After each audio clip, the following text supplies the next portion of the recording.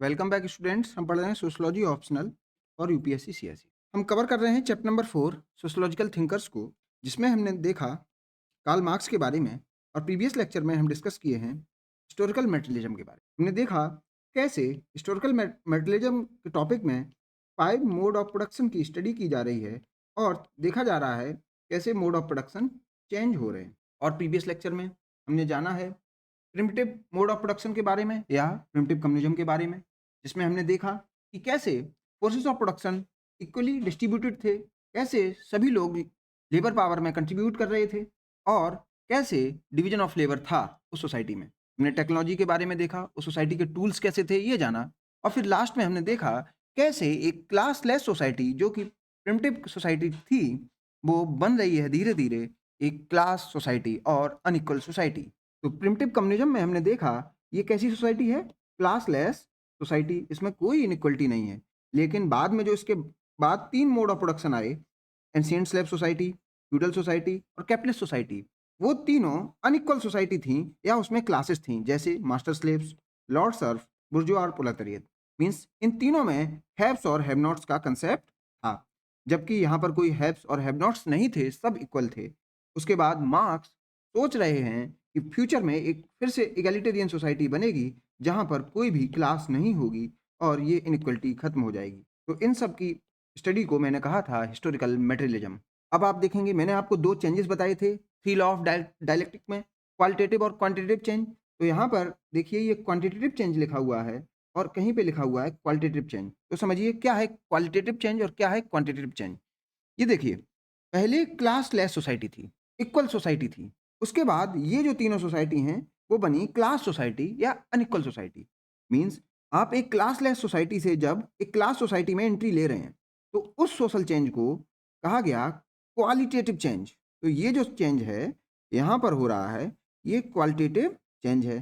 फिर ये तीनों सोसाइटी जो हैं, तीनों मोड ऑफ प्रोडक्शन हैं, इसमें क्वांटिटेटिव चेंज कहा जाएगा, क्योंकि यहाँ पर सोसाइटी का नेचर चेंज नहीं हो रहा है। सोसाइटी में हैव्स और हैव नॉट्स तीनों में ही हैं, तीनों अनइक्वल सोसाइटी हैं। तो यहाँ पर जो सोशल चेंज हो रहा है, उसको क्वांटिटेटिव चेंज कहा। मीन्स सोसाइटी में कुछ बहुत ज़्यादा चेंज नहीं हो रहा है। बस सोसाइटी का क्या है, हैव्स के नाम बदल जा रहे हैं, हैव नॉट्स के नाम बदल जा रहे हैं, टेक्नोलॉजी थोड़ी बदल जा रही है। लेकिन आपको unequal unequal society equal society बन गई, ऐसा कुछ नहीं हो रहा है। लेकिन जैसे ही कैपिटलिस्ट सोसाइटी आती है, यहाँ पर प्रोलेटेरिएट पर बहुत ज़्यादा एक्सप्लॉइटेशन हो जाता है और फिर सभी प्रोलेटेरिएट एक साथ मिल जाते हैं और एक नई सोसाइटी बनती है, नया सोशल चेंज आएगा और वो कहा जाता है क्वालिटेटिव चेंज। फिर से क्वालिटेटिव चेंज आ गया, क्यों? क्योंकि ये जो क्लास सोसाइटी थी, ये चेंज हुई किसमें? क्लासलेस सोसाइटी में। तो इसलिए इसको कहा गया फिर से क्वालिटेटिव चेंज। तो अब ये क्वांटिटेटिव चेंज और क्वालिटेटिव चेंज का डाउट आपके माइंड से खत्म हो चुका होगा। तो चलिए अब चलते हैं लेक्चर पर। एंशिएंट स्लेव सोसाइटी और ancient mode of production. Previous lecture में हमने कंप्लीट किया था प्रिमिटिव कम्युनिज्म और प्रिमिटिव मोड ऑफ प्रोडक्शन। आप फिर से रिवाइज कर लीजिए। मोड ऑफ प्रोडक्शन का देखने का तरीका क्या है, मोड ऑफ प्रोडक्शन को आप कैसे डिस्टिंग्विश करेंगे एक मोड ऑफ प्रोडक्शन से दूसरे मोड ऑफ प्रोडक्शन में। आप देखेंगे कैसे फोर्सेस ऑफ प्रोडक्शन चेंज हो रहे हैं, कैसे रिलेशंस ऑफ प्रोडक्शन चेंज हो रहे हैं, कैसे हैव और हैव नॉट्स का रिलेशनशिप चेंज हो रहा है, कैसे हैव नॉट्स में डिवीजन ऑफ लेबर देखने को मिल रहा है और वो डिवीजन ऑफ लेबर किसके द्वारा है? हैव्स के द्वारा इम्पोज किया गया है। तो फोर्सेस ऑफ प्रोडक्शन में भी आप देखेंगे क्या है means of production, means of production पर किसका कंट्रोल है ये देखेंगे। और मीन्स ऑफ प्रोडक्शन में क्या-क्या देखते हैं? रॉ मटेरियल क्या है, टेक्नोलॉजी क्या है, लैंड क्या है, मीन्स मशीनरी भी देखते हैं। और फिर देखेंगे मीन्स फोर्सेस ऑफ प्रोडक्शन में जो दूसरा स्टैंड है वो है लेबर पावर का। तो labour power means have nots कैसे बटे हुए हैं, मीन्स डिवीजन ऑफ लेबर क्या है इनमें, ये देखेंगे। तो मोड ऑफ प्रोडक्शन का एनालिसिस इन बेसिस पर किया जाता है। This social change is characterised by negation of primitive communism. तो सोशल चेंज की बात हो रही है, मीन्स कैसे प्रिमिटिव कम्युनिज्म से एंशिएंट स्लेव सोसाइटी बन रही है, क्यों? वो क्वालिटेटिव चेंज है। ये जो क्वालिटेटिव चेंज है इसी को कहा गया सोशल। तो एक मोड ऑफ प्रोडक्शन से दूसरे मोड ऑफ प्रोडक्शन में एंट्री ले रहे हैं। और मैंने आपको इस ट्रांजिशन फेज में क्या हो रहा था कल लेक्चर के लास्ट में बता दिया था, कैसे एक प्राइवेट प्रॉपर्टी का कंसेप्ट आया, कैसे एक फैमिली बनी और कैसे प्राइवेट प्रॉपर्टी को जनरेशन टू जनरेशन कैरी कराया गया और फिर हैव्स आने लगे और हैव्स जब आने लगे तो हैव नॉट्स भी दिखने लगे। तो is characterised by negation of primitive communism. Negation क्यों कहा गया? प्रिमिटिव कम्युनिज्म है इक्वल सोसाइटी, मीन्स यहाँ पर क्लासलेस चीजें हैं, जबकि आपकी ये जो सोसाइटी है यहाँ पर हैव्स और हैव नॉट्स दिखने लगे। तो ये अनइक्वल सोसाइटी हो गई। मीन्स इसका जस्ट अपोजिट, नेगेशन मत, जस्ट अपोजिट। तो ये जो चेंज है वो क्वालिटेटिव चेंज देखने को मिल गया। अब ये चेंज हो क्यों रहा है? नियोलिथिक रिवॉल्यूशन देखने को मिला, means discovery of agriculture, consequently reduce dependency on the mercy of nature. अब एग्रीकल्चर के बारे में लोग जानने लगे थे। जब एग्रीकल्चर होने लगा तो अब हंटिंग और गैदरिंग पर इतनी जरूरत नहीं थी।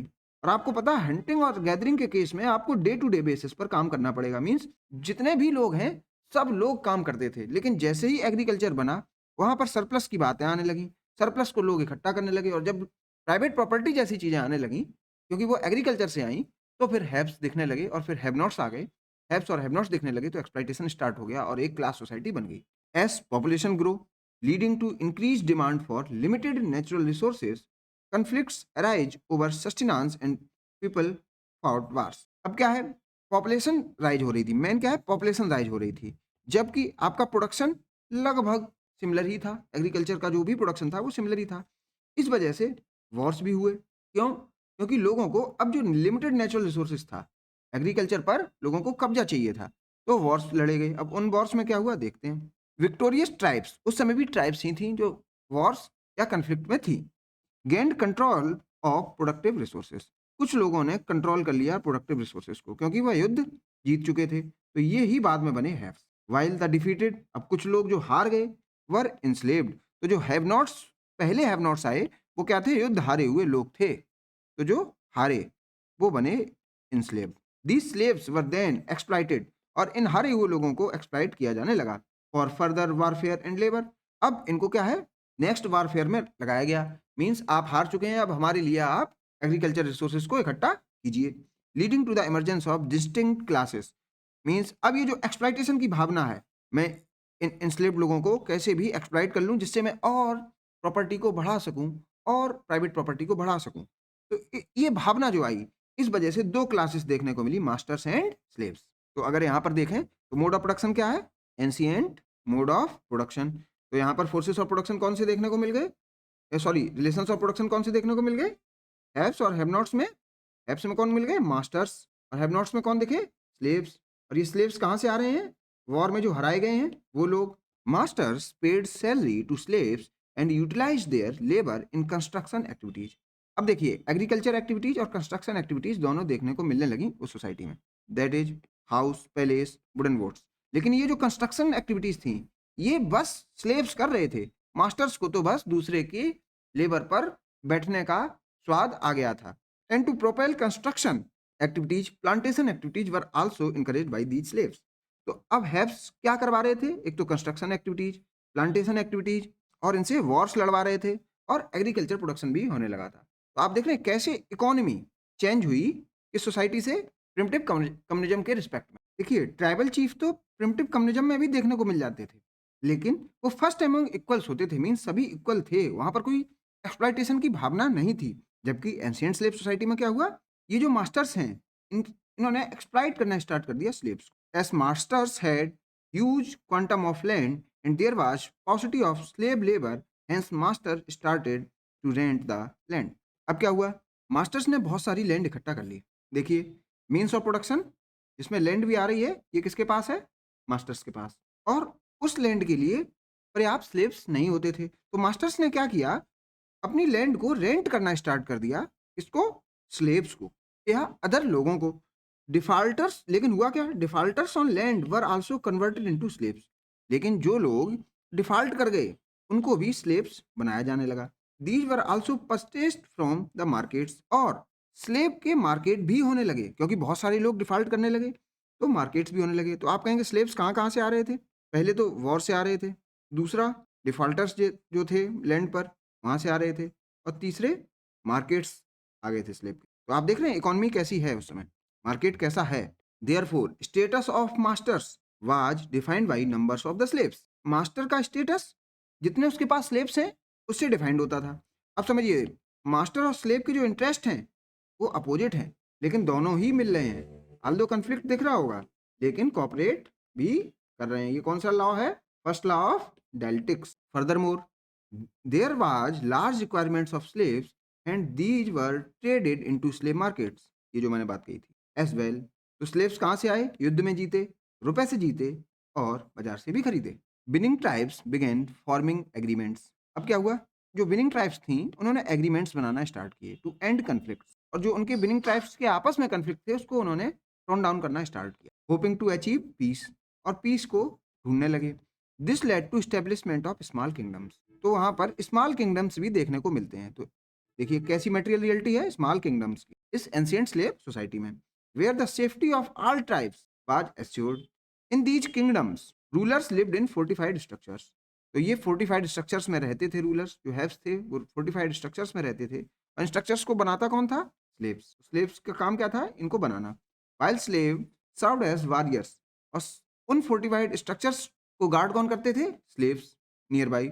ये स्लेव्स उतना एलिनेटेड फील नहीं करते हैं जितना कि मॉडर्न इंडस्ट्रियल सोसाइटी के प्रोलेटेरिएट। अब समझिए, एंशिएंट स्लेव सोसाइटी में स्लेव्स हैं और मास्टर्स हैं, लेकिन स्लेव्स का एक्सप्लॉइटेशन उतना नहीं है जितना कि आज के मॉडर्न सोसाइटी में बुर्जुआ के द्वारा प्रोलेटेरिएट का है। मींस एक कैपिटलिस्ट उसके जो इंडस्ट्री में जो भी काम कर रहे हैं, इंजीनियर हुआ, टेक्नीशियन हुआ, जितना शोषण एक इंजीनियर का है उतना वहां पर स्लेव का नहीं था। मींस आज का जो इंजीनियर है, आज का जो मैनेजर है, वो बदतर स्थिति में है किससे? उस स्लेव से। अब ऐसा क्यों है? क्योंकि इनको फोर्सेस ऑफ प्रोडक्शन पर कंट्रोल चाहिए ही नहीं, इच्छा ही नहीं इनकी। ट्रू क्लास कॉन्शियस भी नहीं हुआ क्योंकि इन्हें कुछ फ्रीडम भी दी गई थी। अब ये कह रहे हैं कि ये जो स्लेव्स हैं, स्लेव्स उतने ज़्यादा एक्सप्लॉइट क्यों नहीं किए गए? क्योंकि ये जो उस समय की फोर्सेस ऑफ प्रोडक्शन हैं, उन पर ओनरशिप की डिमांड करेंगे ही नहीं। तो मास्टर्स इनका उतना ज़्यादा एक्सप्लॉइटेशन करेंगे भी नहीं। जबकि इस सोसाइटी में प्रोलेटेरिएट के ऊपर इतना ज़्यादा एक्सप्लॉइटेशन हो गया है कि ये डिमांड करने लगेंगे कि भाई हमें भी चाहिए बराबरी। तो यहाँ पर डिमांड उठने लगी, इसलिए एक्सप्लॉइटेशन और बढ़ गया। तो पॉजिटिव फीडबैक लूप लग गया कि आपने डिमांड बढ़ाई, एक्सप्लॉइटेशन बढ़ा, डिमांड बढ़ाई, एक्सप्लॉइटेशन बढ़ा, फर्दर डिमांड बढ़ाई, फिर एक्सप्लॉइटेशन बढ़ा, और इतना ज़्यादा एक्सप्लॉइटेशन हो गया कि आपको क्वालिटेटिव चेंज देखने को मिल गया। फिर इन लोगों ने रिवॉल्यूशन कर दिया और आ गई कम्युनिस्ट सोसाइटी। तो अब आप कंपेयर कर पा रहे हो स्लेव, सर्फ्स और प्रोलेटेरिएट की कंडीशन में कि कौन ज़्यादा एक्सप्लॉइटेड है, और क्यों ही कैपिटलिस्ट सोसाइटी के बाद कम्युनिस्ट सोसाइटी बन रही है, ना कि एंशिएंट स्लेव सोसाइटी के बाद कम्युनिस्ट सोसाइटी देखी गई, ना कि फ्यूडल सोसाइटी के बाद कम्युनिस्ट सोसाइटी देखी गई। ओनली कैपिटलिस्ट सोसाइटी के बाद कम्युनिस्ट सोसाइटी सोची जा रही है, समझी जा रही है, किसके द्वारा? मार्क्स के द्वारा। अब ये जो की टर्म है ट्रू क्लास कॉन्शियसनेस, इस पर हम डिस्कस करेंगे। ट्रू क्लास कॉन्शियसनेस का मीनिंग ये है कि दो ही क्लास हैं, एक है हैव्स की और एक है हैव नॉट्स। अब होता क्या है, दोनों हैं अपोजिट। ये मान लिए इसके जो हैव्स के इंटरेस्ट हैं वो अपोजिट हैं हैव नॉट्स के इंटरेस्ट से। तो हैव्स करते क्या हैं चालाकी, हैव नॉट्स को डिवाइड करने की कोशिश कर देते हैं, इसमें डिवीजन ऑफ लेबर लगा देते हैं और इनको डिवाइड कर दीजिए, और इनको डिवाइड कर दिया इंजीनियर में, मैनेजर में। तो अब ये जो हैव नॉट्स हैं ये कहेंगे यार मैं तो इंजीनियर हूँ।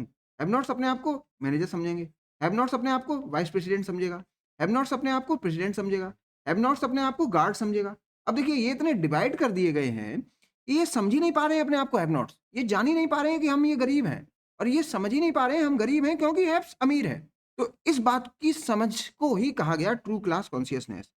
मार्क्स कह रहे हैं जब ये समझ जाएंगे कि हम सब एक हैं, हम सब गरीब हैं, और हमारी गरीबी का कारण कोई भगवान नहीं है, हमारी गरीबी का कारण कोई रिलीजन नहीं है, हमारी गरीबी का कारण कोई पुराने जन्मों के पाप नहीं है, हमारी गरीबी का कारण बस कुछ लोग हैं जिनके पास सत्ता है, जिनके पास फोर्सेस ऑफ प्रोडक्शन का ओनरशिप है, वो है हैव्स। तो हमारी गरीबी किस कारण है? हैव्स। तो चलिए रिवॉल्यूशन लाते हैं और हैव्स को से सब कुछ छीन लेते हैं और बनाते हैं एक कम्युनिस्ट सोसाइटी। तो इस बात को कहा गया ट्रू क्लास कॉन्शियसनेस। अब आप समझ पाए होंगे ट्रू क्लास कॉन्शियसनेस। तो अगर ट्रू क्लास कॉन्शियसनेस नहीं है हैव नॉट्स में, तो क्या है? False class consciousness. मीन्स ये अपने आप को हैव नॉट्स मानते ही नहीं है, ये अपने आप को इंजीनियर मानते हैं, अपने आप को टेक्नीशियन मानते हैं, अपने आप को गार्ड मानते हैं, अपने आप को बीपी मानते हैं। तो जो भी ये गलत मानना है इसी को कह दिया गया फॉल्स क्लास कॉन्शियसनेस। मीन्स आप अपनी क्लास को पहचान ही नहीं पा रहे हैं, आप अपने आप को हैव नॉट्स की तरीके से नहीं पहचान पा रहे हैं। With passage of time, with improvement in technology, man slowly began to generate surplus. जैसे जैसे टेक्नोलॉजी थोड़ी सी इंप्रूव होगी, सोसाइटी में सरप्लस भी देखने को मिल जाएगा। सर्वाइवल नीड्स मेंट, मीन्स जितना आपको जिंदा रहने के लिए चाहिए थी उतना तो आप प्रोड्यूस कर ही रहे हैं, लेकिन कुछ एक्स्ट्रा प्रोड्यूस करने लगे। स्टिल प्रोड्यूस रिमेनिंग, दस first unequal society that is ancient slave society was introduce. ये मैं बात आपको पहले ही बता चुका हूँ। इस सोसाइटी में notion of private property makes appearance. तो प्राइवेट प्रॉपर्टी आ गई, मीन्स कुछ अब हैव्स और हैव नॉट्स वाली कहानी आने लगी, haves and have nots. Forces of production like land, tools and labour which was a collective property, now it became the property of masters। तो पहले जो सबकी होती थी अब वो बस मास्टर्स की होने लगी। Thus, there emerged a leisure class based on surplus, as there was surplus production and there was enough for survival. तो अब सर्वाइवल के लिए इनफ था, तो लीजर क्लास एक जनरेट हुई। मींस मास्टर्स जो है उसको लीजर क्लास कहा गया, क्योंकि ये स्लेव्स के लेबर पर जिंदा रह रहे हैं, स्लेव्स के लेबर पर जिंदा रहने वाली क्लास। आज के जो कैपिटलिस्ट हैं वो किसके लेबर पर जिंदा रह रहे हैं? हैव नॉट्स के। उनकी इंडस्ट्री में एक इंजीनियर काम कर रहा है, एक मैनेजर काम कर रहा है, वो लेबर कर रहे हैं और कैपिटलिस्ट कहीं अपने बढ़िया प्लान में सो रहा होगा। ऐसे ही देख रहे हैं मार्क्स कौन सी सोसाइटी में? एंशिएंट स्लेव सोसाइटी में भी सेम कैरेक्टरिस्टिक्स देख रहे हैं marks. Now society for the first time divided into two main classes. पहली बार सोसाइटी दो मेन क्लासेस में कन्वर्ट होती है। तो आप ये देखिए फर्स्ट टाइम, इसीलिए इसको कहा जाता है क्वालिटेटिव चेंज, ना कि क्वांटिटेटिव चेंज, क्योंकि पहले एगैलिटेरियन सोसाइटी थी, अब अनइक्वल सोसाइटी आई पहली बार, तो इसलिए इसको क्वालिटेटिव चेंज कहा गया। और दो क्लासेस कौन सी हैं? एक स्लेव्स है और एक है मास्टर। तो haves those who on the means of production that is masters, and have nots do not on means of production that is slaves. तो हैव्स वही होते हैं जिनके पास फोर्सेस ऑफ प्रोडक्शन की ऑनरशिप हो, वह डिवीजन ऑफ लेबर को super impose करा पाए, जिनके पास क्षमता हो लेट के खाने की, हैव नॉट्स की लेबर पर जिंदा रहने की, जिनकी माइंडसेट हो, वो कहे जाते हैं haves. In any class society relation क्या होती है? Ruling ruled, exploiting exploited, that is conflict relation रहते हैं हर एक क्लास में। जो भी क्लास है उसमें कन्फ्लिक्ट रिलेशन रहेंगे। One class gains only at the expense of other. तो एक कोई गेन करेगी, दूसरी लूज करेगी। तो गेन कौन सी करेगी? मान लीजिए हैव्स, और ये हैव्स कौन है प्रिमिटिव मोड ऑफ प्रोडक्शन में? मास्टर्स। और एक्सपेंस किसका होगा? हैव नॉट्स का। और इस सोसाइटी में हैव नॉट्स कौन है? Slaves. Two class have opposite interest. तो फर्स्ट लॉ ऑफ डाल्टिक यहाँ पर देखने को मिल जाता है। इंटरडिपेंडेंट रिलेशन, फिर कॉपरेशन भी दोनों करते हैं उसमें, क्योंकि अब क्या है, हैव नॉट्स को भाई जिंदा रहने के लिए हैव्स के पास जाना पड़ेगा। वो कहेंगे भाई मुझे काम दे दो, तो कॉपरेशन भी होता है, कन्फ्लिक्ट भी दिखता है, लेकिन कॉपरेशन भी होता है इस क्लास सोसाइटी में। Both are dependent on each other. तो दोनों डिपेंडेंट कैसे हैं? But dependence was not on equal terms. Unequal dependence है, ये देखिए की टर्म अनइक्वल डिपेंडेंस है। अनइक्वल डिपेंडेंस का मीनिंग क्या है देखते हैं। Unequal dependence, have nots were way more dependent on haves. Have nots ज्यादा डिपेंडेंट होते हैं हैव्स पर। कैसे? Haves will lose profit. अगर हैव नॉट्स मदद नहीं करेंगे, हैव नॉट्स मदद नहीं करेंगे हैव्स की, तो हैव्स को क्या नुकसान होगा? हैव्स को बस प्रॉफिट कम मिलेगा, बस इतना ही तो है, प्रॉफिट मारा जाएगा। लेकिन अगर हैव्स हैव नॉट्स के साथ कोऑपरेट ना करें, तो हैव नॉट्स की जान पे बने आएगी, क्योंकि उनके पास खाने के लिए ही नहीं है। तो उनकी लाइफ की बात है और इनकी तो बस प्रॉफिट की बात है। तो एक का बस प्रॉफिट जाएगा अगर कोऑपरेट नहीं करेगा, और एक की बेचारे की लाइफ चली जाएगी। तो इसको तो कोऑपरेट करना ही करना है। इसीलिए हैव अपने विल को सुपर इम्पोज करा पाते हैं इनके ऊपर, क्योंकि उन लोगों की लाइफ स्टेक पर रहती है। Production relationship became unequal. तो अब ये रिलेशनशिप कौन सा कैसा हो गया? अनइक्वल मींस हैव और हैव नॉट दिखने लगे। Therefore super structure would also change reflecting on change in economic where. Super structure का मीनिंग क्या है? रिलीजन भी चेंज होगा, क्योंकि आपका इकोनॉमिक बेस चेंज हुआ है। एजुकेशन भी चेंज होगी, पॉलिटिकल सिस्टम या पावर रिलेशन भी चेंज होंगे। ये सब चेंज होंगे क्योंकि सोसाइटी की इकोनॉमी चेंज हुई है। Different types of weapons, pottery, goods and commodities came into prominence, hence trade develop. अब धीरे धीरे क्या हुआ? ये चीजें दिखने लगी, अब इन चीजों का ट्रेड भी होने लगा। अब हम इस पॉइंट नंबर 9 में जो भी कुछ पढ़ेंगे, ये दिया गया है कैसे एंशिएंट स्लेव सोसाइटी ट्रांजिशन करेगी फ्यूडल सोसाइटी में। ये पॉइंट नंबर 9 आपके लिए इंपॉर्टेंट हो जाता है, क्योंकि इस ट्रांजिशन फेज की बात हो रही है किसमें? पॉइंट नंबर 9 में। Technological advancement was not taking place in all sphere. तो हर एक स्फीयर में टेक्नोलॉजिकल एडवांसमेंट देखने को नहीं मिल रहा था। Rather it was focused on war implements, trade and commerce was restricted, profit was restricted to masters, hence over a period of time the need of social change was. आपको social change की जरूरत समझ में आ रही है। Social change ये होगा कौन सा यहाँ पर? बस क्वांटिटेटिव चेंज होगा। अब सोशल चेंज की नीड क्यों समझ में आ रही है? ये इसलिए आ रही है कि टेक्नोलॉजिकल एडवांसमेंट की गति उतनी नहीं है जितनी होनी चाहिए, और स्लेव्स बहुत ज़्यादा रेट में बढ़ रहे हैं, क्योंकि पॉपुलेशन बढ़ती जा रही है। और जो मास्टर्स हैं वो बस बार इम्प्लीमेंट्स, ट्रेड एंड कॉमर्स पर फोकस कर रहे हैं। इसलिए स्लेव्स भी सोच रहे हैं कि अब उनका शोषण होने लगा है। मीन्स उनके मन में थोड़ी सी कन्फ्लिक्ट आने लगे हैं, किसके रिस्पेक्ट में? मास्टर्स के रिस्पेक्ट में। अब अगर कन्फ्लिक्ट आने लगा है तो मास्टर्स हैं होशियार, वो कहेंगे यार कुछ नया फॉर्म ले लेते हैं, चेंज कर लेते हैं अपने आप को, नहीं तो किसी दिन रिवॉल्यूशन आ जाएगा और हमारी पूरा प्रॉपर्टी चली जाएगी अपने हाथों से। और समझिए, इस मास्टर स्लेव सोसाइटी में मेनली प्लांटेशन एक्टिविटीज होती थी, मैंने आपको बताया था, प्लांटेशन और कंस्ट्रक्शन एक्टिविटीज। एग्रीकल्चर नॉमिनल था, डिस्कवरी हुई थी तो नॉमिनल था, बहुत ज़्यादा टेक्नोलॉजिकल एडवांसमेंट इस एग्रीकल्चर सेक्टर में नहीं हुआ था। लेकिन स्लेव्स क्या थे, रेंट पर लेते थे लैंड को और बाद में डिफॉल्ट कर जाते थे तो स्लेव बन जाते थे। इसलिए as time pass the slaves become liability. अब मास्टर्स के ऊपर स्लेव्स की लाइबिलिटी समझ में आने लगी उन्हें, क्योंकि ये बहुत ज़्यादा नंबर्स में बढ़ रहे थे। For their masters there were less numbers of war and trade was also diminishing. तो ये सब होने लगा था, वॉर भी घट रहे थे और ट्रेड भी डिमिनिश हो रहा था। Hence slaves were not getting their wages on time. और स्लेव्स को भी प्रॉब्लम समझ में आ रही थी, उनके वेजेस वगैरह नहीं मिल रहे थे। इसलिए मास्टर्स क्या करते हैं, स्लेव्स को कहते हैं आप फ्री हो जाइए, अब हम हमसे बंध के मत रहिए। अब देखिए, ये फ्रीडम तो है, लेकिन ये फ्रीडम कोई मतलब का नहीं है। आप स्लेव्स हैं अभी, बाद में बस आप क्या बन जाएंगे, स्लेव से क्या बनेंगे, सर्फ्स। और इस सोशल चेंज में जो मास्टर्स हैं वो अपने आप को क्या कहने लगेंगे, मास्टर्स अपने आप को कहने लगेंगे लॉर्ड्स। मीन्स नाम बदल दिया जाएगा, मास्टर्स बन जाएंगे लॉर्ड्स और स्लेव्स बन जाएंगे सर्फ्स। आल दो स्लेव को कहा जा रहा है ये फ्री हो गए हैं, ये कुछ भी फ्री नहीं हुए। देखते हैं कैसे नहीं हुए। फ्यूडल मोड ऑफ प्रोडक्शन में ये फ्री स्लेव्स, तथाकथित फ्री स्लेव्स, फिर से लैंडलॉर्ड के पास आएंगे। इन्हें आना पड़ेगा लैंडलॉर्ड के पास और जमीन को किराए पर लेंगे। अब ये क्या करेंगे, जमीन को किराए पर लेने फिर से लगेंगे। तो सर्फ जो हैं वो क्या है, टीनेंट्स हैं या पीजेंट्स हैं, एक ही बात है। इनको सर्फ्स कहिए, टीनेंट्स कहिए या पीजेंट्स कहिए। In ancient mode of production slaves were free, means masters से फ्री हो गए थे, but forces of production were still controlled by masters. लेकिन फोर्स ऑफ प्रोडक्शन पर कंट्रोल तो मास्टर्स का ही था। Masters realised keeping so many of slaves was a liability. और तो उन्हें फ्री इसलिए नहीं कर दिया कि आप उन्हें फ्रीडम देने वाले थे, नहीं यार, ये हमारे ऊपर लायबिलिटी है, इन्हें कौन खिलाए पिलाए, इसलिए फ्री कर दिया।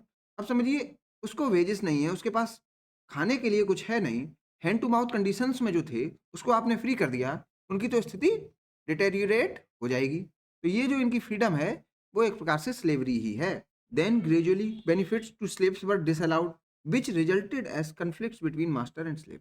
तो जब स्लेव्स को फ्री कर दिया गया तो बेचारे वो मरने लगे, तो एक कन्फ्लिक्ट भी दिखा उस सोसाइटी में मास्टर्स और स्लेव के बीच। अब जब कन्फ्लिक्ट आ जाता है तो मास्टर्स कहते हैं नाम बदलना पड़ेगा, कुछ काम बदलना पड़ेगा। तो मास्टर्स बन जाते हैं कौन, लॉर्ड्स, स्लेव्स बन जाते हैं सर। ये जो सोशल चेंज है इस वजह से आया फ्यूडल मोड ऑफ प्रोडक्शन। देखिए, नामकरण बदल गया लेकिन करेक्टरिस्टिक ऑफ सोसाइटी वैसे ही रही, अनइक्वल। इसलिए इस सोशल चेंज को क्या कहा गया, quantitative change, quantitative social change, ना कि क्वालिटेटिव सोशल। क्वालिटेटिव तब होगा जब इनइक्वलिटी खत्म हो जाएगी और इक्वलिटी आ जाएगी। Around 16th and 17th century in Europe. अब देखिए, टाइम पीरियड ये है, वो भी यूरोप का, इंडिया का मत समझिए। Plantation economy collapse. और हुआ क्या, प्लांटेशन इकोनॉमी टोटली कोलैप्स कर गई। और प्लांटेशन इकोनॉमी पर ही जो भी ये स्लेव थे बचे कुचे, ये सर्वाइव कर पा रहे थे due to availability of alternate construction material, क्योंकि दूसरा कंस्ट्रक्शन मटेरियल आ गया था, that is iron and steel. Hence these masters started to use plantation land for agriculture purpose. फिर इन्होंने कहा अब इस प्लांटेशन का करें क्या, ये पेड़ों का करेंगे क्या।